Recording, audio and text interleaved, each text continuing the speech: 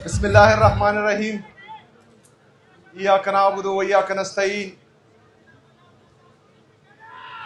टोलुन अवल ज़ द पुलसे द खल्को द दी मिने द दी मोहब्बत द ज़ړه نه शुक्रिया अदा को। मीना खान भाई वیل چې په پېښور کې دومره رب روپے نو ټولې دنیا ته دا پیغام دی چې پېښور خو پېښور دی کنه.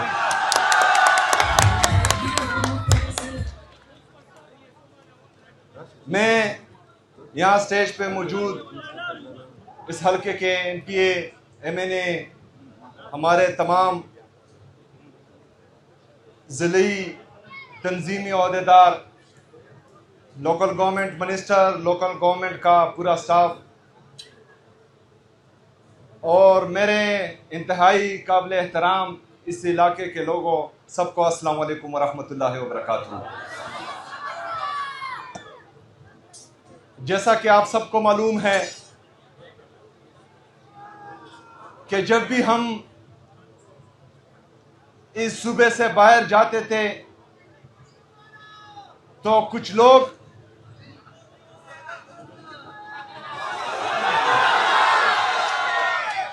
तो पख्तू पुईगी ना करना यार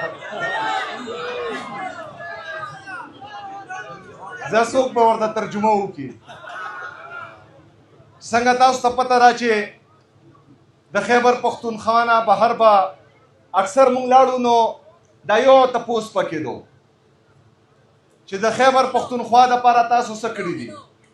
نو مونږ به ورته همیشه دا خبره کوله چې مونږ د خیبر پښتونخوا دپاره څه کړي دي، ځکه د خیبر پښتونخوا خلک دریم ځل عمران خان ته ووټ ورکوي او دریم ځل چې کوم په خیبر پښتونخوا کې د پاکستان تحریک انصاف حکومت دی. خو اوس ورته وایو چې هغه تیر خو پرېږده، دا اوس چې سره روان دي راشئ دا هغه وګورئ، په شمار به یې ستړي شئ خو انشاءالله تعالی دا کارونه به ختم نه کوي. چې څنګه هر هفته کې په پېښور کې یو افتتاحي پروګرام روان دی، همدغه رنګې په ټوله صوبه کې الحمدلله کارونه روان دي. خیبر پښتونخوا हमेशा पे इमरान खान बांधे नंग कड़े दे, पाकिस्तान तहरीक इंसाफ बांधे नंग कड़े दे. द खैबर पख्तूनख्वा सरसरा पेशवर च द खैबर पख्तूनख्वा दारुल खिलाफत दा आगा हमेशा इमरान खान ता क्लीन स्वीप वर कड़े दे द पेशवर ना. नो इंशाअल्लाह ताला दा 200 अरब रुपए च पेशवर की उलगी और तासु यू गोरई च दा पेशवर रा उचत छो چې څنګه ختم شي انشاءالله 200 ارب روپے و بیا لګو انشاءالله او ټولې دنیا ته بخایو چې پېښور خو پېښور دی کنه. पाकिस्तान तहरीक इंसाफ इमरान खान زما پښتنو د دې پاکستان لپاره مونږ پښتنو ډېره زیاته قرباني ورکړې ده. کیدای شي نورې صوبې د مال قرباني ورکوي خو خیبر پښتونخوا واحد داسې صوبه ده چې د جان قرباني هم ورکړې ده او د مال قرباني هم ورکړې ده. د دې پاکستان دپاره زمونږ چې کم په بند کمرو کې فیصله کوونکي دي دغه د غلطو فیصلو د وجه د 80,000 نه زیاته جاني قرباني د پښتنو ورکړې ده. 80,000 خلک شهیدان شوي دي. دغې نه بعد دلته خیبر پښتونخوا کې امن راغلی و خو په بند کمرو کې یو ځل بیا فیصله وشوه چې دا دهشتګردي چې کومه زمونږ د قربانو په وجه باندې ختم شوې ده دلته به دا یو ځل بیا د چا فیصله وه چې دهشتګردي به راځي. مونږ ورته چیغې والې، سوال هم ورته کوو، منت هم ورته کوو، جلسې هم وکړې، جلوسونه هم وکړل، جولۍ هم ورته ونیوه چې مه کوئ دا غلطه فیصله ده. ډېرو قربانو نه بعد خیبر پښتونخوا کې امن راغلی دی، زمونږ امن مه تباه کوئ. خو مونږ ته به ویل چې دا دروغ وایي، پروپیګنډا کوي. نن ګورئ چې په خیبر پښتونخوا کې په مرج اضلاع کې او په ساوت ریجن کې یو ځل بیا دهشتګردي سر اوچت کړی دی. دا د دې ریاست د ناکامو پالیسیانو د وجې دلته چې کوم دی یو ځل بیا دهشتګردي راغلی ده. حل یې ورسره نشته چې د 22 کالو نه کومه پالیسي په بند کمرو کې په موږ باندې مسلط کېږي او څه نتیجې نه راوځي، هماغه پالیسي یو ځل بیا په موږ باندې امپلیمنټ کېږي. خو دا بیا ناکامه ده. زموږ نه یې تجربهګاه جوړه کړې ده. هلته په پنډې او په اسلام آباد کې په بند کمرو کې فیصله کېږي، دلته یې په موږ باندې امپلیمنټ کوي. چې کومه نوې تجربه راځي نو د پښتنو نه یې کیړې مکوړې جوړې کړي دي او دلته یې امپلیمنټ کوي، تجربې په موږ باندې کوي. خو دې ځل هم ورته ویلي دي چې دا ناکامې تجربې نورې نه چلیږي. دلته په خیبر پښتونخوا کې به چلیږي، د پښتنو به چلیږي، د دې خلکو به چلیږي، د ستاسو به نوره نه چلیږي انشاءالله تعالی.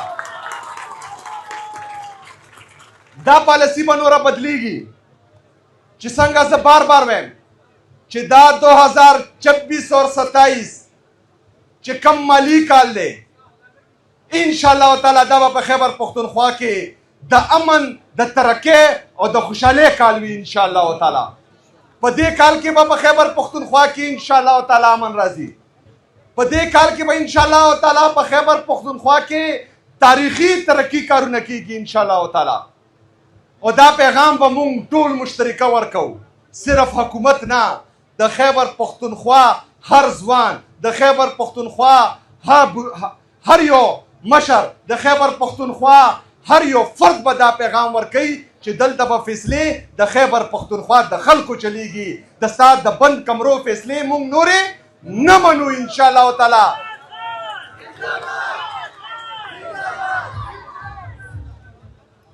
زما پښتنو، ما ته پته ده چې د ستاسو ټولو په ذهنونو کې دا یو سوال دی.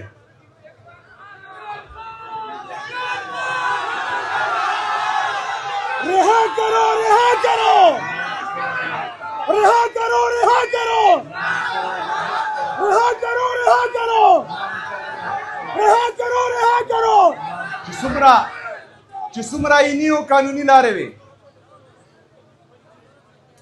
هغه ټولې چې کوم دي مونږ ازما وکړې.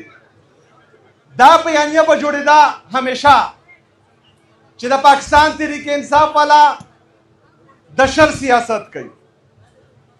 همیشه به دغه بیانیه جوړېده چې د پاکستان تحریک انصاف خلک صرف اور صرف احتجاجي سیاست کوي.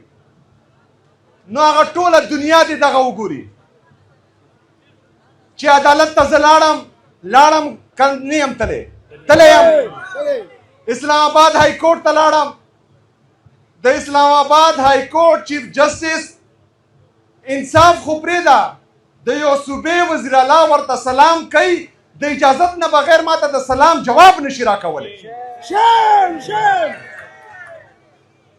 د سپریم کورټ چیف جسټس ته ما لیټر ولیکل، هلته زه لاړم، د سپریم کورټ چیف جسټس د یو صوبې وزیر اعلی سره نه په فون باندې رابطه کوي او نه ورسره ملاویږي.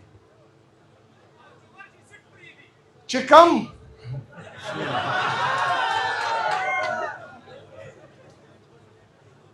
د اسلام آباد های کورټ دغه حال دی، زمونږ د سپریم کورټ دغه حال دی. د اسلام آباد های کورټ لارجر بینچ درې غټ ججان دا فیصله کوي چې زما ملاقات دی زما د لیډر عمران خان صاحب سره وشي.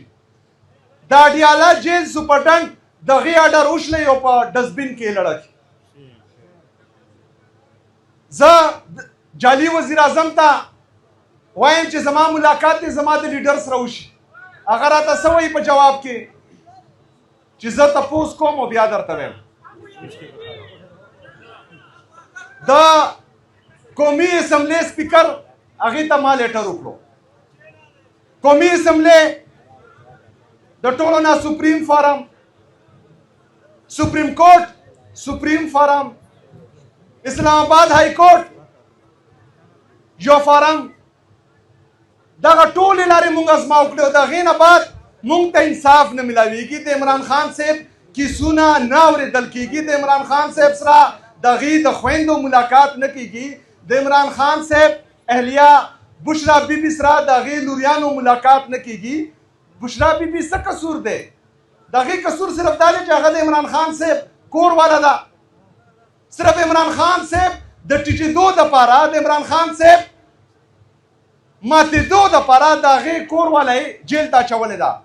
هغې خو نور څه قصور نشته، خو د هغې نه باوجود د هغې سره د هغې د لوریانو ملاقات نه کېږي. مونږ خو کیسونه کړي دي، خو نه یې های کورټ اوري نه یې سپریم کورټ اوري. نو چې دا ټولې راځم درته که نه، صبر وکړه، چې دا ټولې طریقې مونږ ازما وکړې، دا ټولې لارې مونږ ازما وکړې، او بیا هم زمونږ خبره نه اورېدل کېږي. نو تاسو وایئ چې زمونږ سره کومه لاره ده؟ نو احتجاج زمونږ همیشه آخري آپشن دی، او پوره من احتجاج زمونږ آئیني او قانوني حق دی. دغه د پاکستان آئین مونږ ته اجازت راکوي چې مونږ پوره من احتجاج کولی شو. چې اسلام آباد های کورټ نه اوري، چې سپریم کورټ هم نه اوري، چې جعلي وزیر اعظم هم کېنولی دی، او هغه وایي چې پوچھ کر بتاتا ہوں. قومي اسمبلی چې کوم دی د فارم 47 والا ده، په جعلي طریقه باندې راغلی دی، هغه زمونږ خبره نه اوري. نو مونږ چې احتجاج نه کوو نو څه به کوو؟ چې څومره زمونږ ادارې دي، سکیورټي فورسز دي، هغې ته هم زما دا پیغام دی چې زمونږ دا خوښه بالکل نه ده چې مونږ احتجاج وکړو. خو تاسو ګورئ، تاسو وینئ چې دا څو نهو میاشتونه مسلسل د پاکستان تحریک انصاف قیادت، زه خپله، زما ټوله کابینه، زما ټول پارلیمنټیرین هره یو قانوني او آئیني لار ازموي او مونږ ته جواب نه ملاویږي. نو پوره من احتجاج به مونږ کوو. خو که هغې نه بعد تاسو ډز کوئ نو د ټولو نه بغیرته بیا تاسو یې، په تاسو کې بیا غیرت نشته چې د پاکستان په پوره من شهري باندې د پاکستان هر شهري چې هغې ته د پاکستان آئین اجازت ورکړی دی چې هغه احتجاج کولی شي او هغه پوره من احتجاج کوي او په هغې باندې ډز کېږي، نو هغه هم بېغیرته دی. او چې چا تا ته دا سبق ښودلی دی هغه هم بېغیرته دی.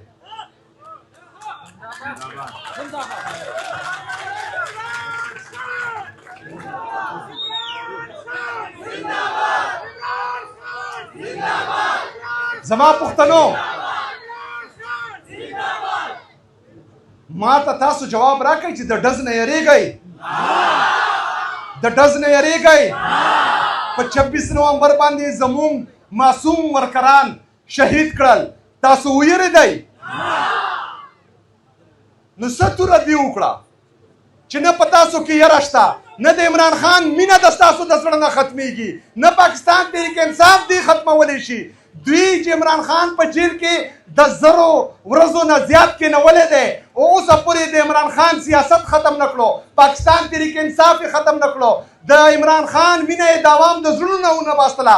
دوی څه توره وکړه خو پاکستان یې تباه کړو. دا غله ډاکوان، دا 2 نمبر خلک یې راباندې کېنولی دي چې هغې ته هېڅ پته نشته. صرف د پټرول د ګرانېدو نه علاوه د دوی سره هېڅ پالیسي نشته. صرف غریب خلق تباه کېدو نه بغیر د دوی سره هېڅ پالیسي نشته.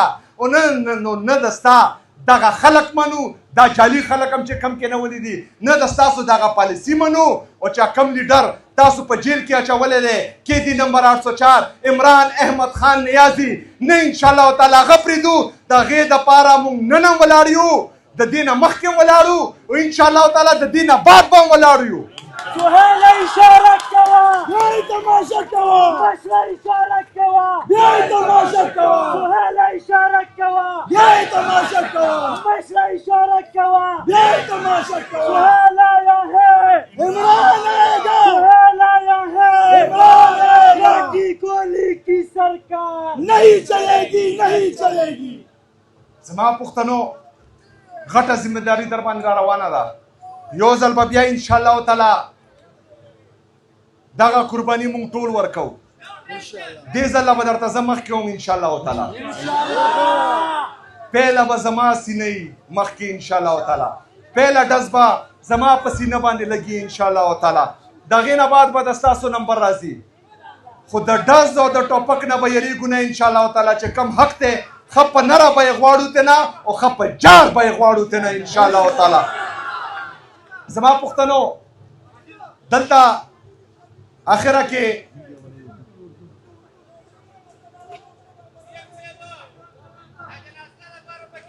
همدغه دې ته درته راځم. میډیا والا وایي چې اردو کې څو خبرې وکړئ.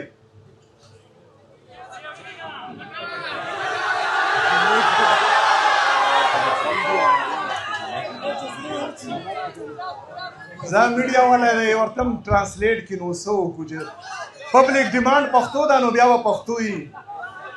دلته په اخره کې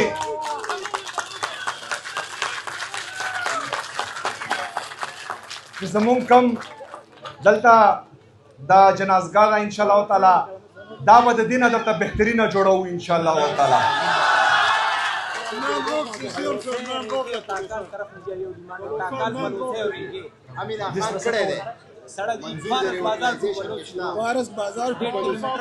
جوړ دی که نوی جوړوو؟ ها دا فارس بازار ټو پلسې مین روډ چې کوم دی د دې اعلان هم درته زه کوم.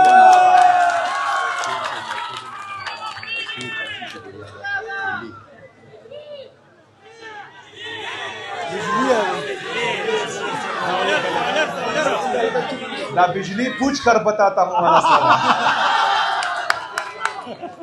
वजीर आजम वजीर आजम वजीर आजम زما پښتنو چې دا بجلی کم حالت ته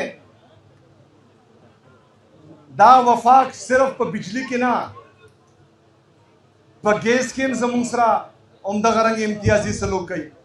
ګیس زمونږ چې کوم د خیبر پختونخوا